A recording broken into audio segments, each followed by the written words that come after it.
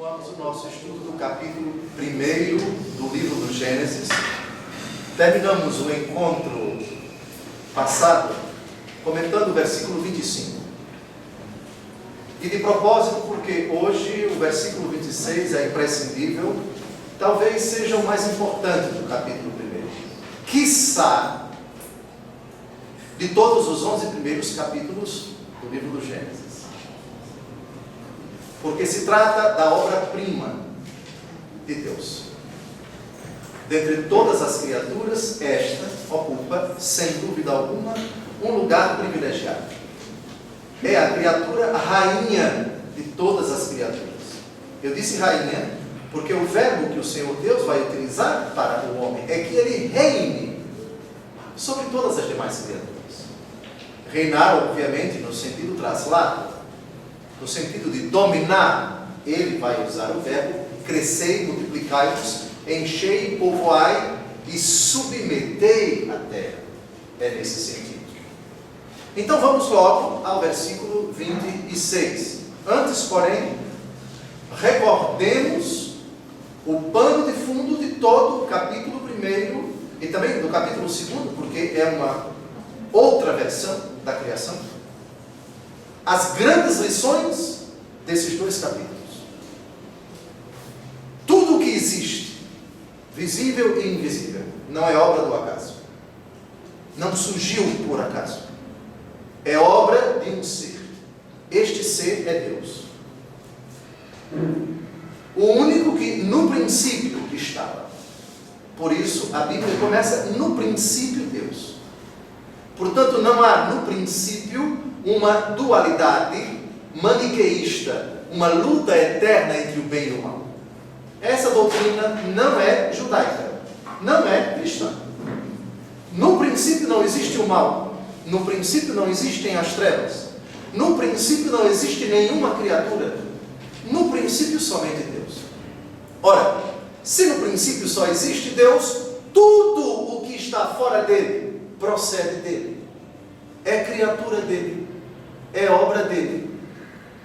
Portanto, não é as cosmogonias, como nós sabemos, no mundo pagão, a mitologia de que aquele planeta surgiu da briga com aquele outro planeta, e aquele dali foi gerado, foi fruto de um ato sexual daquele cometa com aquela estrela, e assim por diante. Vocês sabem que essas doutrinas existem na história da humanidade há 3x4.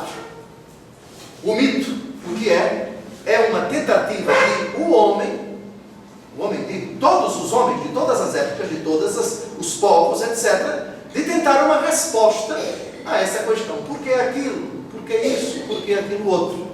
O homem então inventa, cria, e leva isso aos outros para que eles creiam. Surgem então as crenças nesses mitos. Os mitos cosmogônicos, de que os astros, as estrelas, são na verdade fluxos, emanações de deuses, partículas de deuses. Não existe nada disso. O relato bíblico, com a sua simplicidade, com a sua candura, com suas características próprias do seu tempo, pretende transmitir exatamente isto. Tudo que existe é obra de Deus. As criaturas foram feitas por um único Deus. Essa outra lição. Essas criaturas são boas. Não existe maldade intrínseca nas criaturas. Nem no diabo. Por favor. O que existe de mal no diabo e nos seus anjos é fruto de sua livre escolha, sua opção pecaminosa, sua rebeldia. Deus criou esses seres angélicos, todos bons, dotando-os, porém, da capacidade de pensar e de decidir, a capacidade intelectiva e volitiva. Ambas as capacidades, porém, para esses anjos maus foram usadas de forma má. E é aí que se fala de uma maldade não intrínseca, não ontológica, isto é, como se fossem seres criados maus, isto não.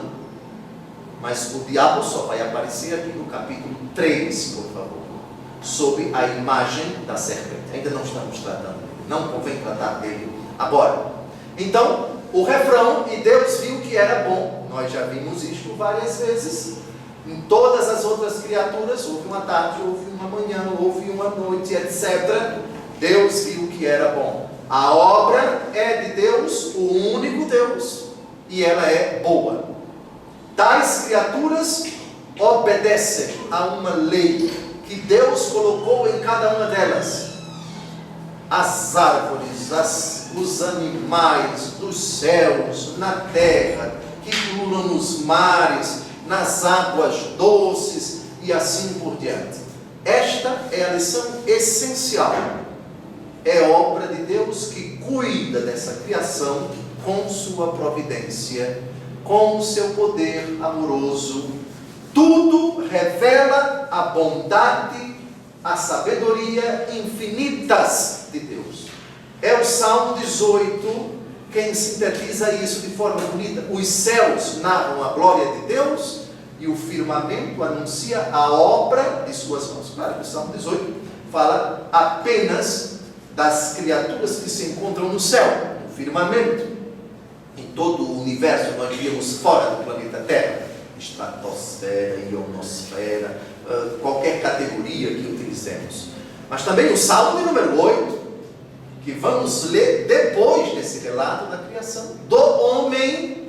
Senhor, o que é o homem para cuidardes dele, para terdes tanto carinho por ele? Pouco abaixo de Deus o fizestes e o coroastes de glória e esplendor. Ó Senhor, nosso Deus, como é grande vosso nome por todo o universo.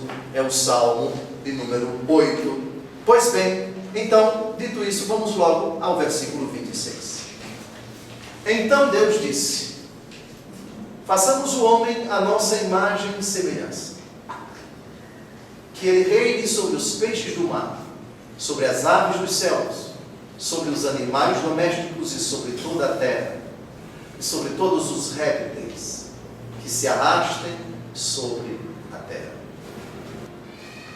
Primeiro, o plural que os padres da igreja viram como uma alusão remota à Santíssima Trindade.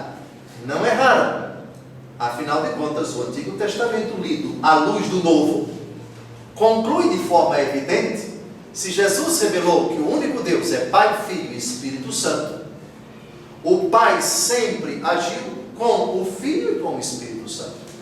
Portanto, toda a criação é obra da Trindade, não é obra somente de uma pessoa da Trindade. É São João, apóstolo e evangelista, quem diz no seu prólogo a respeito de nosso Senhor Jesus Cristo: tudo foi feito por Ele, e sem Ele nada foi feito. Por favor, vamos ao Evangelho segundo João, capítulo 1. Vamos fazer uma leitura cristã desse façamos o homem. Atenção, caríssimo internauta, isso é de extrema importância. Evangelho segundo João, capítulo 1, versículos de 1 a 3. Só esses 3 nos interessam por enquanto. Leiamos todos juntos. No princípio era o Verbo, e o Verbo estava junto de Deus, e o Verbo era Deus. Ele estava no princípio junto de Deus. Tudo foi feito por Ele, e sem Ele nada foi feito.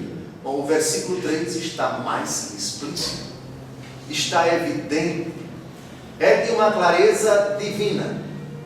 Tudo foi feito por Ele, e sem Ele nada foi feito. Portanto, nosso Senhor Jesus Cristo já está agindo aqui. Está claro? Está claro? Agora vejam, é uma leitura cristã. Os padres da igreja, fundamentados neste versículo, enxergaram nesse façamos uma alusão à Trindade. Porém, vejam, nós já vimos em outra ocasião que a expressão façamos necessariamente não significa que a pessoa que está falando é mais de uma pessoa, isto é, que são 2 ou mais pessoas que estão falando. O plural seja de quem fala, seja dirigindo-se a uma determinada pessoa, no mundo bíblico e também na língua portuguesa, é uma forma de acentuar a dignidade da pessoa. Quando nós dizemos Vossa Senhoria, Vossa Excelência, Vossa Meritíssima, Vossa, enfim, não é? Vossa Santidade, o vosso é segunda pessoa do plural, mas você está usando esse pronome de tratamento para ressaltar a dignidade da pessoa a quem você se dirige. Está claro? Não significa dizer que Vossa Excelência, eu estou me dirigindo a várias pessoas. Aliás, na língua portuguesa, seriam Vossas Excelências, se fossem duas ou mais pessoas. Bom, e quando nós afirmamos nossa autoridade apostólica decide, é a linguagem usada pelo Papa, por exemplo, não significa dizer que são dois papas que estão falando, que estão agindo, que estão decidindo, que estão se comunicando. É apenas um que utiliza esse dispositivo para ressaltar o papel, a importância, a dignidade da pessoa que está falando. Bem, mas de qualquer maneira, acerta o cristão que diz que o façamos, o homem. Aqui é uma alusão à Trindade. À luz do Novo Testamento, toda vez que se fala de Deus, no Antigo Testamento, fala-se da Santíssima Trindade. Mas, por favor, é uma leitura feita a partir do Novo Testamento. No Antigo Testamento não havia clareza, não, sobretudo no começo, não havia uma convicção, não havia ainda amadurecido a fé na Trindade. Por isso, é equivocado forçar o texto a dizer aquilo que ele não quis dizer quando foi redigido. Claro que aquilo que foi redigido, lido à luz do Novo Testamento, leva-nos à conclusão: aqui estamos diante da Santíssima Trindade. Bem, façamos o homem à nossa imagem e semelhança. Eu terminei o encontro passado falando de uma questão muito sutil, só que eu a deixei em suspenso. Qual foi a questão? Quem lembra? Para ganhar uma passagem para Maceió a pé. Foi a seguinte: o Senhor decidiu, façamos o homem à nossa imagem e semelhança. Mas vamos ler agora o versículo 27, para ver se aparece realmente isso, se o Senhor concretiza realmente isso. Todos juntos. Deus criou o homem na sua imagem, criou a imagem de Deus, criou o homem e a mulher. Em cima, imagem e semelhança. Mas no versículo 27, só imagem. O que aconteceu? Será que o Senhor não criou o homem à imagem e semelhança? Só criou o homem à imagem? Esqueceu a semelhança? Não. Deus criou o homem à sua imagem e semelhança.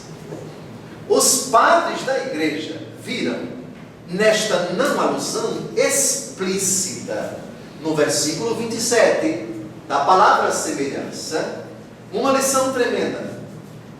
Permitam-me ler a citação literal de um dos padres da igreja mais brilhantes. Todos os padres da igreja são brilhantes. Mas Orígenes, no seu livro Sobre os Princípios, capítulo 3, versículo 6, inciso 1, diz o seguinte: isto é o que indica o texto, antes de mais nada, quando descreve a primeira criação do homem. Disse Deus: façamos o homem à nossa imagem e semelhança. E acrescenta: e Deus criou o homem à sua imagem. A imagem de Deus o criou. Homem e mulher os criou. E os abençoou. Assim, pois, diz: a imagem de Deus o criou e omitiu a semelhança. Isto indica que o homem recebeu só a imagem em sua primeira criação, mas a perfeição da semelhança lhe foi reservada para a consumação. Ou seja, que o homem devia obter a semelhança com Deus mediante o esforço do seu trabalho. A possibilidade desta perfeição que lhe foi presenteada desde o princípio pela dignidade da imagem, o homem devia finalmente convertê-la mediante as obras na semelhança perfeita. Que impressionante! Agora vamos ao sentido comum das duas expressões. Quando você se olha no espelho, você comumente diz: eu estou vendo a minha semelhança ou eu estou vendo a minha imagem? Digam com toda simplicidade. Imagem, perfeitamente. Porém, na linguagem da língua portuguesa, com toda simplicidade, podem dizer: este menino, muito parecido com o pai ou muito parecido com a mãe. Na língua portuguesa se diz: este menino é semelhante ao pai, parece-se muito com o pai ou parece-se muito com a mãe, ou nós costumamos dizer é imagem do pai. Na língua portuguesa, qual é a palavra mais adequada para revelar essa, digamos, essa semelhança genética e genotípica e fenotípica? Semelhança. Pronto. Foi isso que Orígenes intuiu com esse texto. Deus fez o homem à sua imagem e semelhança. Na hora em que ele é criado, é imagem.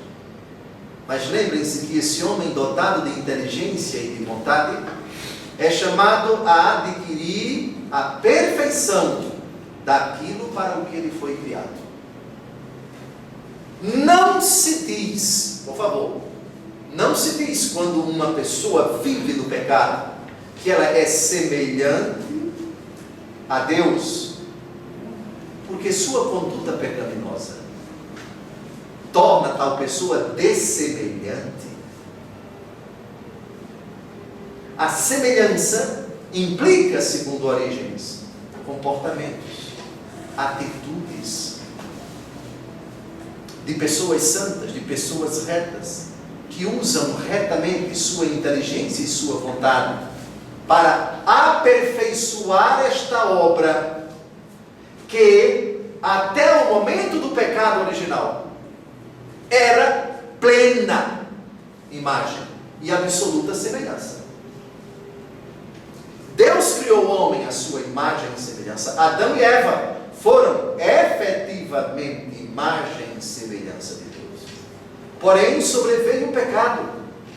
Orígenes intui então, vendo no capítulo 1, versículo 27, a não alusão à palavra semelhança, exatamente nisto. Lembrem-se que quem escreveu o texto todo, escreveu em vista deste relato que no capítulo 3 vai adquirir uma conotação dramática. Ali se perde a semelhança, porque o homem não é semelhante a Deus quando desobedece a Deus. Muito bem, agora nós vamos a um texto da carta de São Paulo aos Filipenses, capítulo 1, versículo 6, porque lá nós temos uma afirmação do apóstolo Paulo que reforça tremendamente essa tese de Orígenes. Estou persuadido de que aquele que iniciou em vós esta obra excelente lhe dará o acabamento até o dia de Jesus Cristo. Obra excelente. Todo ser humano é imagem de Deus. Mas atenção, a semelhança fica obscurecida pelo pecado. Isto é, o ser parecido com Deus, não apenas, por favor, no semblante, mas também na conduta. Aquilo que nos torna semelhantes a Jesus fazer o que Jesus faz, dizer o que Jesus diz, pensar como Jesus pensa. Aliás, na carta aos Filipenses, capítulo 2, por favor, capítulo 2, versículo 5, diz: dedicai-vos mutuamente à estima que se deve em Cristo Jesus. Existe uma dedicação. O homem é chamado a se superar com a graça de Deus. O homem é chamado a buscar a perfeição. Voltemos ao Evangelho segundo Mateus, capítulo 5, último versículo. Portanto, todos juntos, portanto, sede perfeitos, assim como o vosso Pai Celeste é perfeito. Que significa a semelhança? Significa a perfeição na imitação do Pai do céu, que é o mesmo da perfeita imitação de Cristo. Essa pequena divagação, ela é importante para a gente compreender que o Senhor cria todos os seres humanos à sua imagem e semelhança. Foi uma decisão dele, mas ali Deus cria a sua imagem. Não é que a semelhança ficou para lá. A semelhança é um dom de Deus, mas também uma conquista. Cada vez que eu me torno mais santo, eu me torno mais semelhante a Deus. Eu me torno mais parecido com Deus.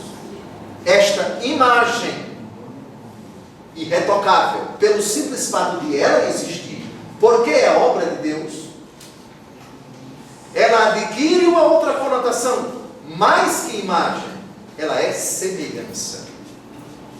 Portanto, eu não sou apenas reflexo de Deus, imagem, mas eu sou também semelhante a Deus, parecido com Deus. Quem pode dizer a respeito da fé a frase que São Paulo disse em algum lugar, que ilustra bem isso?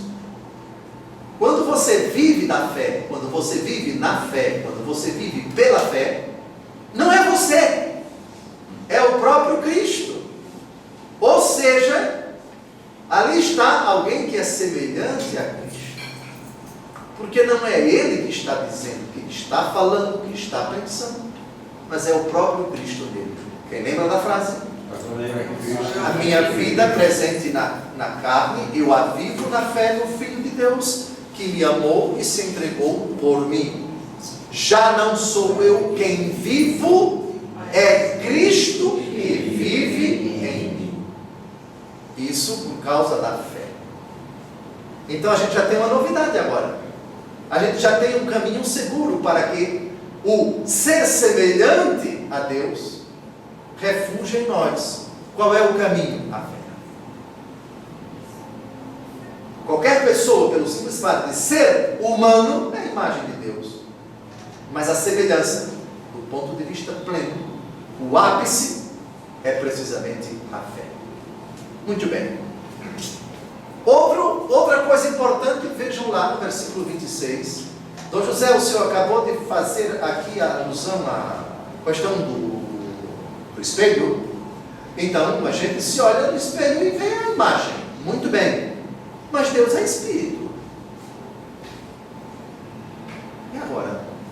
Se Deus é Espírito, como Ele pode nos ter feito a sua imagem e semelhança? Se Deus é Espírito. Claro que em nós existe uma dimensão espiritual. O homem, a nossa fé cristã católica professa que no momento da fecundação do sêmen masculino no sêmen feminino, tem origem uma nova vida.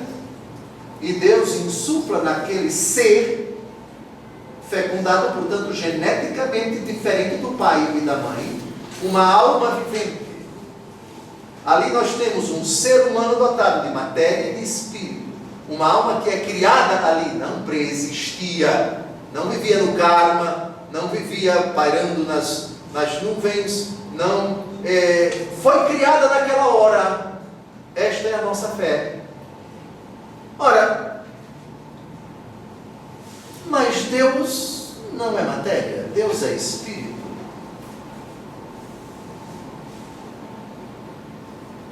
Deus é Espírito.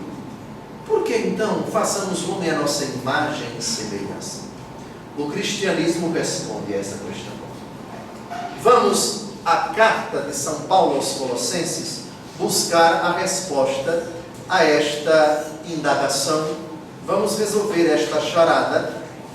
Colossenses capítulo 1, versículo 15. Se o homem é criado à imagem e semelhança de Deus, tudo no homem é a imagem e semelhança de Deus. Muito bem. Mas o homem tem matéria e Deus é Espírito. E agora? Convém ler também o versículo 16. Juntos. Ele é a imagem de Deus invisível, o primogênito de toda a criação. Nele foram criadas todas as coisas, dos céus e da terra, as criaturas visíveis e as invisíveis, tronos, dominações, principados, potestades, tudo foi criado por Ele e para Ele. Atenção, aqui estamos falando de Cristo, da segunda pessoa da Santíssima Trindade. Bem, reparem, o Senhor Deus diz no versículo 26, façamos o homem à nossa imagem. E aqui Jesus é a imagem. Só que Jesus não é a imagem do homem. O homem é a imagem de Deus. Atento no versículo 26. Mas Jesus não é. Jesus é verdadeiro Deus e verdadeiro homem. Sua pessoa é divina, com duas naturezas, a divina e a humana. Deus verdadeiro e Deus verdadeiro, gerado, não criado, consubstancial ao Pai. Nós professamos no símbolo niceno-constantinopolitano. Muito bem. Mas Jesus não é a imagem do homem. Jesus é a imagem visível do Deus invisível. O Pai é invisível. O Filho, segunda pessoa da Trindade, também o é. Só que, na plenitude dos tempos, assumiu a natureza humana. E ao assumir a natureza humana, tornou-se invisível. Ora, agora nós já entendemos o versículo 26. Façamos o homem à nossa imagem e semelhança. Olha aqui o raciocínio. Se o homem tem matéria e espírito, tem corpo e alma, correto? E ele foi feito à imagem e semelhança de Deus. Ele foi feito à imagem e semelhança do Deus que se fez carne. Está claro? Mas Dom José, e aqueles que foram criados antes de Jesus? Como poderiam ser criados à imagem e semelhança de Jesus? Verbo encarnado, Deus encarnado. Se Jesus ainda não tinha se encarnado. Não é inteligente a pergunta? Não é muito inteligente, não. Porque o antes e o depois são categorias nossas. Deus é eterno. O conhecimento dele sobre tudo e sobre todos não tem relação com o tempo. Portanto, não é preciso dizer, não é exato dizer, Deus sabia ou Deus não sabia. Deus sempre soube. O conhecimento de Deus é eterno. Antes que o mundo fosse criado, ele já sabia. E olha que eu estou conjugando o verbo no imperfeito do indicativo, imperfeitamente aplicado a Deus, porque em Deus não existe antes nem depois. Esses tempos de verbo, passado, futuro, é para que nós nos situemos e compreendamos o ser e o agir de Deus, com toda a limitação que o tempo comporta, que o nosso raciocínio comporta. Portanto, o Pai, me permita a imprecisão que eu vou usar agora, mas numa linguagem o quanto possível, sem trair o rigor teológico, sem trair a fidelidade à Escritura, sem trair a doutrina da igreja. Tentar explicar para vocês isto. O Pai, eternamente sabendo, vislumbrando o corpo do seu Filho, que que um dia seria encarnado, que um dia se encarnaria, perdão, contemplando o corpo do Filho, o ser do Filho, o ser encarnado, criou o homem no tempo antes de Cristo, a imagem e semelhança de Cristo. Ficou difícil o raciocínio? Ficou fácil de compreender? Está claro? Então vejam, temos que pegar essa coxinha de retalhos, pegar Gênesis capítulo 1, versículo 26. Depois, Colossenses capítulo 1, versículos 15 e 16. E também o prólogo do Evangelho segundo João, capítulo 1, versículos de 1 a 3. Tudo foi feito por ele, e sem ele nada foi feito. Está claro? Agora vejam que... Agora vejam um pouquinho de espiritualidade. Isso deve causar um impacto tremendo em cada um de nós. Porque se fomos criados à imagem e semelhança do Cristo que se encarnou, e Ele se encarnou por nós e por nossa salvação, a dignidade do corpo de Cristo, que é o corpo de Deus, é a nossa dignidade. O nosso corpo tem uma sacralidade, tem uma dignidade, tem uma importância suprema, suma importância tem o nosso corpo. Porque o Pai, contemplando o Filho, por meio do Filho, nos criou imagem do corpo de Cristo, semelhança do corpo de Cristo. E não somente isso, a alma da humanidade do Verbo encarnado. Também a nossa alma é imagem da alma de Cristo, é semelhante à alma de Cristo, o Verbo encarnado. E mais, não só Cristo é o protótipo, não só Cristo é o modelo, mas também o artífice. Foi Cristo quem nos fez no ventre da nossa mãe. Foi Cristo quem, na hora da fecundação, disse: quero este menino, ou esta menina, esta beleza, esta obra-prima, desse jeito, com a cor dos olhos, esta cor, com a cor do cabelo, com a sua tez, com suas características genotípicas. Tudo isso feito por Cristo e tendo Cristo como artífice, como modelo, como protótipo, por assim dizer. Eu vou fazê-lo parecido comigo, com os meus traços, com minhas características fenotípicas. Claro, nosso Senhor Jesus Cristo teve as dele, de um judeu, e muito provavelmente todas as características, parecidíssimo ele foi e é lá no céu com Nossa Senhora, porque não houve participação de varão. Jesus foi concebido por obra do Espírito Santo. Se ele é verdadeiro homem, herdou todas as características genotípicas de Nossa Senhora, o que significa dizer que ele é parecidíssimo com ela. Aliás, aqueles que não gostam de Nossa Senhora e não nutrem nenhuma devoção por ela, se forem para o céu, esperamos que um dia cheguem lá, mas não critiquem Nossa Senhora não, por favor, senão não vão. Duas coisas que eu costumo dizer: no céu, mesmo que não goste de Nossa Senhora, ele vai ter que engolir na marra. O filho é parecidíssimo com a mãe, viu? Parecidíssimo, mas em todos os sentidos. E o sangue de Jesus, que lava os pecados, que purifica os homens, é sangue da mãe, viu? Só dela, não tem sangue de pai, não. Ela foi concebida por obra do Espírito Santo. O sangue que foi derramado na cruz veio do ventre da mãe dele, viu?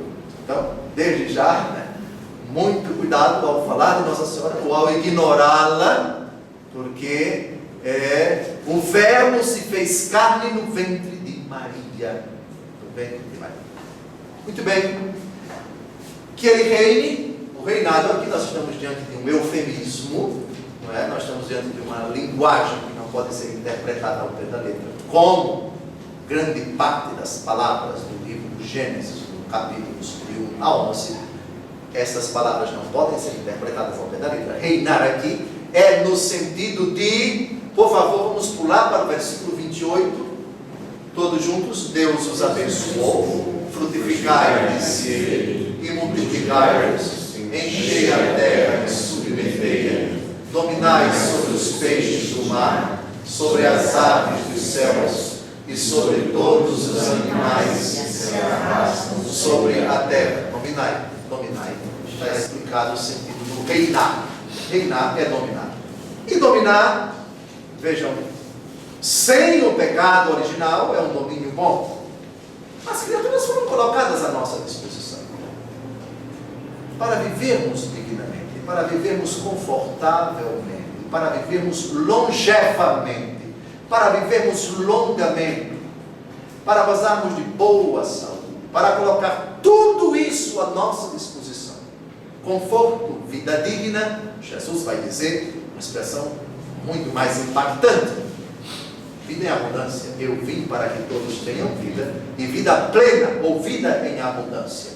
Todas as criaturas devem estar ao nosso serviço. O problema do mau uso, da disputa, do abuso, da desordem no uso das criaturas, isso é posterior ao pecado. Até o capítulo, todo o capítulo 1 e todo o capítulo 2, esse domínio não apresenta desarmonia, não apresenta desordem, não apresenta perturbação. O homem convive harmonicamente com todas as criaturas.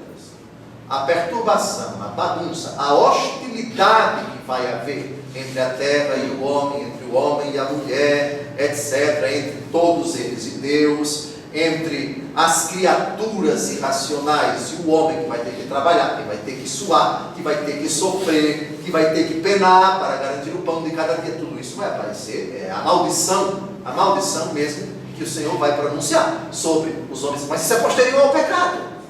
Esse domínio aqui do versículo 28 não é pejorativo, não é tirânico, não é com esses adjetivos que nós aplicamos depois do pecado, né? Com ambição, com usura, com falta de pudor, com depravação, com toda sorte de impiedade. Isso é posterior ao pecado. Aqui não temos nada de pejorativo, somente para explicar o reinado.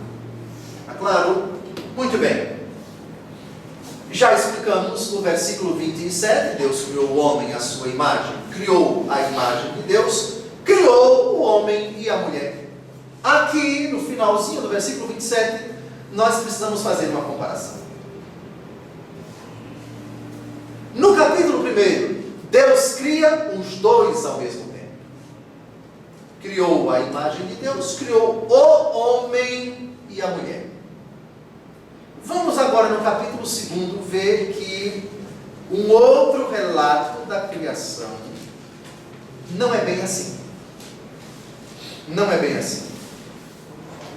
Versículo 15, Gênesis capítulo 2, versículo 15. O Senhor Deus tomou o homem e colocou no jardim do Éden para cultivá-lo e guardá-lo. Vejam que no versículo 15 nós temos o desdobramento do que está no versículo 7. O Senhor Deus formou, pois, o homem do barro da terra e inspirou-lhe nas narinas um sopro de vida, e o homem se tornou um ser vivente. Vejam, no versículo 7, só o homem, sexo masculino, Adão. Eva só vai ser criada no versículo 22. Primeiro o homem vai dormir. Depois que Deus cria o homem, no versículo 7, Deus constata no versículo 18, ele diz explicitamente que o homem está só. Não é bom que o homem esteja só. Vou dar-lhe uma ajuda que lhe seja adequada. E aí o homem dorme, versículo 21. E Eva é feita no versículo 22. Dom José, eu estou chocado com isso. Há contradição? Nenhuma contradição. Por quê? Porque o capítulo 2 é obra de um outro autor. E o capítulo 1 é obra de um autor. Mas por que o primeiro autor diz, Deus criou os dois? E o autor do capítulo 2 diz, Deus criou primeiro um e depois outro? Bem, vamos lembrar uma regra básica aqui da escrita. Vamos todos juntos para o Estádio Nacional, aqui em Brasília, assistir uma partida de futebol. Depois da partida, se dá um papel e uma caneta a cada um de vocês, e se pede para vocês descreverem os fatos mais pitorescos, os fatos marcantes dessa partida de futebol. Desde quando entramos no estádio até quando saímos do estádio. E aí cada um de vocês escreve sem muita preocupação de ordem. No primeiro parágrafo, você escreve algo que veio à mente, mas que na verdade cronologicamente estava lá na frente. Você falou do pênalti que o juiz não marcou, mas isso foi no segundo tempo. No outro parágrafo, você fala da ola que fizeram na torcida, mas aquilo aconteceu no primeiro tempo. E assim por diante. Está lá o relato. Você está muito preocupado com a ordem. E depois você junta todos esses relatos. Não há contradição. Dizer que Deus criou o homem e a mulher, capítulo 1. E depois dizer, capítulo 2, outra mão, outra redação, outra pessoa, que Deus criou primeiro o homem e depois a mulher. Isso não altera absolutamente a nossa fé. São dois relatos de um mesmo ato que para nós é um dado de fé. Deus é o autor do homem e da mulher. A criação do homem e da mulher é descrita no capítulo 1 de uma forma e no capítulo 2 de outra forma. No capítulo 1 se fala de barro? Não. Portanto, para o autor do capítulo 1, Deus fez o homem não como um moleiro. Moleiro, vocês sabem que é aquele dono da olaria. O dono da olaria é aquele que pega o barro e molda, e assim vai fazendo a obra, vai fazendo o tijolo, vai fazendo o pote, a quartinha, como se diz no Nordeste, e assim por diante. Muito bem, é o oleiro. No capítulo 2, a preocupação do autor é mostrar Deus como se fosse um construtor, como se fosse um oleiro, como se fosse alguém que dominava a arte de moldar o barro, e viu no ato criador de Deus como se um oleiro estivesse intervindo, moldando o homem. Daí ele utiliza a expressão barro da terra. Mas não significa dizer que a matéria de onde viemos é o barro. Deus fez o homem. Isto é o que importa. O homem é obra de Deus. Costela, não vamos falar da costela agora porque é somente capítulo 2, por favor. Eu só evoquei o capítulo 2 para mostrar, não é a contradição, não é o conflito, mas mostrar que são duas maneiras de se tratar um dado de fé.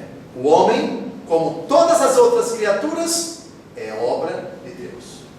Como isso aconteceu, se foi pela teoria da evolução, se foi a partir de um ser inanimado que depois adquiriu animação, etc., a Bíblia não tem essa preocupação.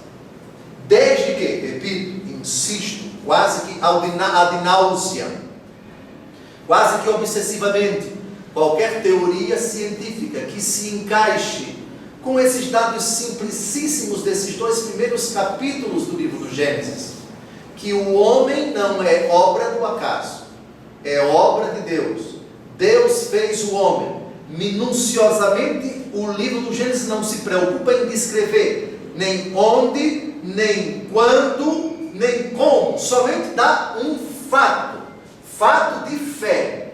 Provavelmente se tratava de uma pessoa de fé, sem dúvida alguma, mas deu uma simplicidade tremenda ao redigir, com todas as limitações linguísticas, literárias, intelectuais do seu tempo, mas inspiradas por Deus, gozando da inspiração do Espírito Santo, escreveram verdades de fé. Isto é o suficiente. Se tal teoria respeita isto, ela pode ser aceita. Mas, por favor, teoria é sempre teoria, é possibilidade, não é lei, não está comprovado. Assim como a teoria da evolução, muito plausível no meu entendimento, por favor, mas eu não tenho, como bispo, o direito de impor para os fiéis que, de fato, cientificamente, o que a Bíblia descreve como criação do homem e da mulher, no capítulo 1 do livro do Gênesis, no capítulo 2 do livro do Gênesis, duas narrativas diferentes, não conflitantes, mas convergentes, complementares, porque cada uma tem sua peculiaridade, que de fato o homem veio do macaco, foi fruto da evolução, etc. Não, a igreja não é competência da igreja entrar nessa seara científica, mas de respeitar e dizer que em si esta teoria não é conflitante, não é incompatível com o relato bíblico, que não é um relato científico. Está claro? Claro. Bem, versículo 28. Deus os abençoou. Já lemos o versículo, agora vamos parte por parte. A bênção de Deus. Deus cria e Deus abençoa. O que é a bênção de Deus? Bênção tem vários significados na Bíblia, mas os mais simples é o favor de Deus, é a graça de Deus, é a dádiva de Deus concedida a determinada criatura. Ao dizer Deus abençoou, Deus derramou sua graça, Deus concedeu o seu favor, Deus cumulou de dádiva, Deus explicitou sua providência, Deus descarregou, por favor, no sentido bíblico, Deus infundiu o seu dom, o seu presente, a alegria do seu ser, sua providência sobre determinada criatura. Por isso, para nós é tão importante pedir a bênção ao pai, pedir a bênção à mãe, pedir a bênção ao padrinho de batismo, seja lá quem for, bênção mamãe, bênção papai, etc. Deus te abençoe. Tudo começa aqui. Por que pedir a bênção ao pai? A resposta está no versículo 28. Deus os abençoou. Quando você, que é o representante de Deus, evoca para tal criatura isto que Deus concedeu ao homem pela primeira vez, você está sendo nada mais, nada menos do que absolutamente fiel e imitador do próprio Deus. Eu te abençoo porque Deus me abençoou. Porque Deus me abençoa. Atenção, que a bênção de Deus aqui não é apenas para Adão e Eva. A bênção de Deus é contínua, é abundante, é recorrente. Quem lembra qual é a primeira leitura do primeiro dia do ano, Santa Maria, Mãe de Deus? Quem lembra a bênção de Arão? Vamos ao livro dos Números, capítulo 6. O Senhor te abençoe, te guarde, etc. Êxodo capítulo 6. Êxodo capítulo 6. Números capítulo 6. Oh, cabeça. Números capítulo 6, de 22 a 27. É um texto significativo. Então, bênção papai, bênção mamãe, bênção tio, bênção tia, bênção padrinho, bênção madrinha, bênção senhor bispo, bênção, sua bênção, sua bênção, sua bênção. E vejam, aqui nós temos este texto clássico, não é único, é uma bênção litúrgica, é uma bênção que era dada nas liturgias judaicas. Até hoje os judeus citam quase que literalmente, viu? Esse texto. E é uma das bênçãos solenes do missal. No final da missa, amanhã mesmo, Vocês vão receber uma bênção solene. Essa é uma delas. Eu vou até lembrar de dar esta. Todos juntos. O Senhor disse a Moisés: dize a Arão e seus filhos o seguinte: eis como abençoareis os filhos de Israel. O Senhor te abençoe e te guarde. O Senhor te mostre a sua face e conceda-te sua graça. O Senhor volva o seu rosto para ti e te dê a paz. E assim invocarão o meu nome sobre os filhos de Israel, e eu os abençoarei. Bem, um pouquinho, apenas algumas pinceladas sobre a teologia da bênção. Causa espécie, senhor internauta, que uma mãe e que um pai ditos cristãos tenham permitido que os seus filhos não mais tomem ou tomassem a bênção aos seus pais. É de causar espécie. Eu confesso que não engulo uma coisa dessa. A bênção, pedida e dada, é um sinal identificador de uma família cristã. Bênção, papai. Deus te abençoe. Isso, sobretudo, em alguns momentos do dia, ao ver ou ouvir pela primeira vez a pessoa, e ao se despedir dela, sobretudo quando se vai dormir, ou Dom José. Eu perdi este hábito e queria readquiri-lo, mas meus filhos não pedem mais a bênção. Bem como? Quer saber? Eu só digo se a senhora se compromete em praticar. Então, maneira ótima. Certa mãe, um dia, disse-me exatamente isto. Eu fui relapsa e contribuí para que meu filho não mais pedisse a bênção a mim todos os dias. Não sei se por vergonha minha ou dele, ou das duas coisas, etc. Eu disse: mas é simples, minha senhora. É simples. A senhora vai fazer o seguinte: a senhora não vai exigir dele para pedir a bênção. É a senhora que vai pedir a bênção a ele. Bênção, meu filho. E ele vai responder o quê? Bem, só tem duas alternativas. Ou ele dá a bênção à senhora, que não é muito comum, porque é o superior que dá a bênção, que abençoa o inferior. Ou então ele vai se mancar e vai compreender que a senhora está fazendo uma cobrança. Tente! Pois não é que ela tentou. No começo, o filho acordava. E aí, mãe, pensa, meu filho. Calado. Ô mãe, o café está pronto. Pensa, meu filho. Eu estou pedindo a bênção a você. Você não vai me abençoar. E depois de 4 ou 5 ou 6 pedidos, começou meio readquiriu o hábito. Senhora mãe cristã, é intolerável que a senhora tenha desleixado isto, e peço à senhora que, em nome de Cristo, reconquiste, readquira, ponha em prática este salutar hábito, que é penhor de tantas bênçãos. Afinal de contas, o filho, ao olhar para o pai ou para a mãe, ou para o tio, ou para o padrinho, seja lá para quem for, vai recordar: o ser humano foi abençoado por Deus. E eu, cristão, católico, professo que a bênção de Deus, que é derramada diariamente na vida de todos os homens, eu posso, sem dúvida alguma, pedir: Deus me abençoe, Deus me abençoe.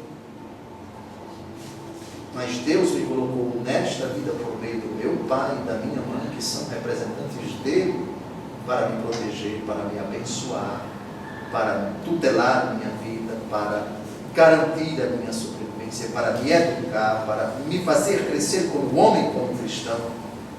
Eu não consigo compreender um cristão que vive divorciado desta categoria extremamente importante numa família. Bênção. Como as câmeras estão voltadas para cá e ninguém está vendo os meus queridos filhos que estão aqui, eu vou fazer uma pergunta para eles, vou pedir agora para eles levantarem a mão, aqueles diante de Deus, não pode mentir. Quais são os pais que exigem dos filhos, quais os pais cujos filhos todos os dias, por telefone ou pessoalmente, pensam papai e pensam mamãe? Eu não vou mostrar para vocês, mas agora a pergunta é esta. Levante a mão os pais cujos filhos todos os dias pedem a bênção para si. Pois bem, agora com muito carinho, obrigado. Com muito carinho, eu vou pedir àqueles que não levantaram as mãos para fazer esse exercício. Façam isso para deixar Jesus muito feliz. A bênção. Eu sou católico, eu vou à missa. Isso é uma questão de honra, é questão de fé, é questão basilar, é questão de alicerce da minha família. Eu cresci pedindo a bênção do meu pai e a minha mãe e deixei isto de lado com relação aos meus filhos. Ah, mas o meu filho já é um marmanjo que já tem 4 filhos. E daí? E daí? E quem disse que filho porque fica velho deixa de ser filho? Faça esse esforço, por favor. Faça essa pequena catequese, por favor. No próximo sábado continuaremos. E eu te abençoe em nome do Pai, do Filho e do Espírito.